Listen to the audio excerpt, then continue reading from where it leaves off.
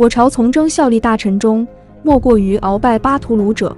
60岁的康熙帝说出这句话时，在座的王公贝勒大臣人等无不吃惊。在场的谁不知道鳌拜50多年前被康熙亲自设计擒拿的政治要犯？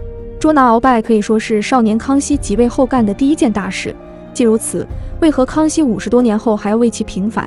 今天的影视剧中，鳌拜的形象一贯是浓眉长须的莽汉，眉毛要挑上天去，胡须向四方炸开，一副飞扬跋扈的嚣张气象。实际上，鳌拜出身还挺高贵，他是后金开国元勋废英宗之侄，八门提督魏齐第三子。鳌拜出身高贵，又赶上皇太极时期的风口，升官很快，凭借战功在天聪8年成了手下1000余人的中层军官。当时辽东大部已经失陷于后金，名将毛文龙在后金后方的皮岛驻军，与关外宁锦一线的明军遥相呼应，互为犄角，骚扰和牵制后金的兵力，使后金腹背受敌。后金一直将皮岛视为心腹大患，从努尔哈赤到皇太极都日夜筹划，企图拔掉这颗钉子。崇德2年，皇太极下令进攻皮岛，但此岛明军经营已久，上面有火炮工事和战船，清军久攻不克，战事陷入僵局。鳌拜随英王阿济格前来支持，这股援军兵力只有1000余人。阿济格召集将士讨论战术，这时鳌拜站出来立下军令状：我等若不得此岛，必不来见王面。此前清军战术以正面渡海登岛为主，木帆船要长期暴露在岛上明军炮火之下，即使小股部队侥幸登岛，也无法发挥出8旗骑兵优势，在滩涂地里很快就会被明军歼灭。此次清军则要采取声东击西战术，傍晚时分，天色昏暗之际，由大队战船正面吸引明军，让鳌拜等人率小股部队侧向登陆偷袭。此战鳌拜发挥出色，因此升任3等梅勒章京。崇德6年，松锦大战，清军围困锦州祖大寿，明总督洪承筹复原，鳌拜参加了打援的战斗，立下大功。在随后的战事中，鳌拜一路立功，官职也一路高升。入关后，鳌拜最大的功劳是进攻湖广四川，先是在湖广击破李自成余部，随后入川斩杀张献忠。当时豪格征得张献忠大营位置，于是命令鳌拜率领8旗护军先行，趁张献忠不备猛攻，大军随后赶到。但在大军到达之前，鳌拜就已斩杀了张献忠，立下此战最大功勋。鳌拜在政治上的出头，除了有战功做后盾外，还和他的战队有关。皇太极死后，多尔衮权倾朝野，鳌拜坚持立皇太极的儿子福临为帝，出使保护皇上，6大臣一心尽忠，不惜身家，视同生死，哪怕是得罪多尔衮也在所不惜，好几次被革职。等到顺治帝亲政后，鳌拜成为顺治信任的重臣，最终在顺治死后进入辅政大臣行列。当然，和他属辅政大臣的索尼也一起保驾顺治帝。此时的鳌拜上不能擅权，摄政王多尔衮和多铎的势力是正白、镶白两旗，鳌拜、索尼所代表的是正黄旗、镶黄旗势力。多尔衮在位时扶植2白旗，压制2黄旗，随着多尔衮的倒台，2黄旗自然要反攻倒算。这股派系之争一直持续到康熙朝，因为正白旗势力代表苏克萨哈也进入4大辅政大臣的行列。顺治18年，顺治病逝，只有8岁的玄烨登基即位，改元康熙。当时先帝留下4大臣辅政，是为索尼、苏克萨哈、鄂必隆和鳌拜。苏克萨哈原为多尔衮的亲信，是正白旗大将。多尔衮死后，他迅速调转风向，状告多尔衮阴谋篡逆，成为2白旗势力的幸存者。鳌拜武夫出身，也是个性情中人，自然对苏克萨哈背信弃义的行为不满，憋着一股恶气的他很快找到了出气的机会。康熙5年，鳌拜执意更换旗地，用镶黄旗的土地置换正白旗的土地。正白旗的庄地是多尔衮时期圈占的冀东平原的肥地，镶黄旗的土地则好多在山区和盐碱区。鳌拜此举等于把顺治朝的旧账又翻了出来，而且把这些土地上的旗人和汉人农民都折腾得不轻。正白旗的苏克萨哈当然阻挠，鳌拜恼羞成怒，看到2白旗势力还敢反抗，利用职权将反对官员全部下狱议罪，还绞死3名白旗的官员。4大辅政大臣里，索尼是正黄旗，苏克萨哈是正白旗，鄂必隆、鳌拜是镶黄旗。局面原本对正白旗的苏克萨哈就是不利的。鳌拜经此一役，彻底和苏克萨哈决裂。鄂必隆与鳌拜同属镶黄旗，虽然对鳌拜的做法并不处处认同，但选择明哲保身，由着鳌拜冲在前头，反正鳌拜挣来的好处是镶黄旗的，自己也有份。索尼年纪本就比鳌拜大10岁左右，此时称病不出，置身事外，鳌拜的专权局面由此形成。就在置换其地的斗争大败后1年，索尼病死，朝中局面彻底变成镶黄旗2人对正白旗苏克萨哈1人。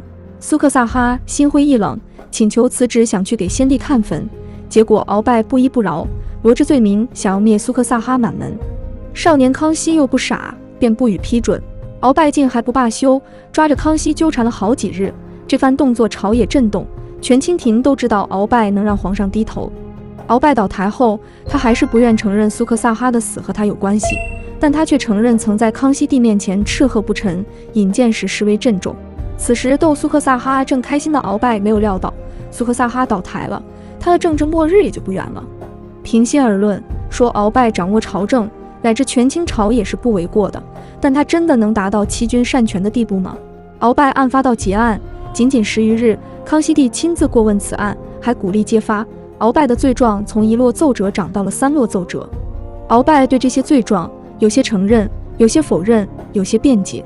各路大臣也都递上了琐碎详尽的举报信，有些还算事出有因，有些则属于无中生有，莫名其妙。鳌拜承认的罪状很多属于原则性问题，比如无故迁徙定居之民。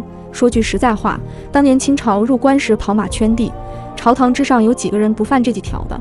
不过有一条，鳌拜承认自己欺君轻慢皇太后，是否欺君这事得问康熙自己。那轻慢皇太后这条又是从何而来？原来顺治有2位皇后，第一位皇后博尔济吉特氏后被废黜，第2位皇后也姓博尔济吉特氏，都是蒙古人，而康熙的生母是佟佳氏。康熙2年，佟佳氏病逝，谥号中不含张字，而顺治的庙号是世祖章皇帝，康熙生母的谥号内无顺治帝庙氏张字，就不能落实死后的祭祀待遇。清廷据此确定鳌拜欺君轻慢圣母罪，但实际上这事情不能完全赖鳌拜。佟佳氏原本是汉军台旗，是清朝母后中第一个非蒙古血统的。此前满蒙联姻是清朝国策，皇太极和顺治都坚定履行，清廷后宫形成了蒙古族后妃群体，为首的就是孝庄皇太后，而佟佳氏是辽东人佟养真的孙女，此人据说是在辽东生活的汉化女真人，率族人投降后金汉努尔哈赤后隶属汉军，因善于铸炮而颇受器重。佟养真有子佟图赖，佟图赖的女儿因为生下康熙，全家由汉军正蓝旗抬入汉军镶黄旗，进入上3旗。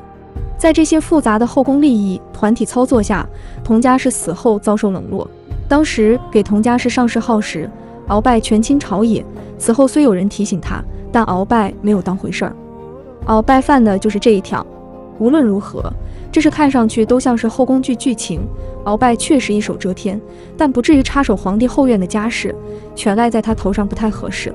在庭审时，鳌拜各种不服，但康熙已经掌握大权。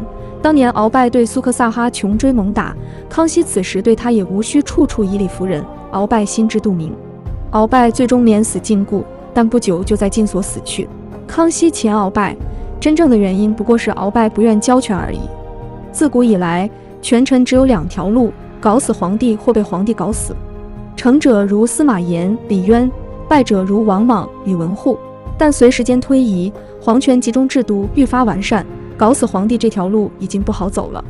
所以那些功臣无论曾经功勋再大，一旦拦在皇帝的路前，下场只能是死，如明朝的蓝玉，如清朝的鳌拜。有人说鳌拜自领若干8旗精兵，实质可以篡位云云，实属谬见。自清军入关之前，皇太极还要自领上3旗精锐兵马，以取得对8旗的实力优势。但入关以来，8旗的经济基础已被国家牢牢掌控，饭碗都被人捏在手里，由不得8旗子弟不听话。8旗兵可都是指望朝廷发饷的，你鳌拜派下去几个人，就想着他们能跟着你走。时间过了若干年，康熙终于活成了那个宽仁的老人模样。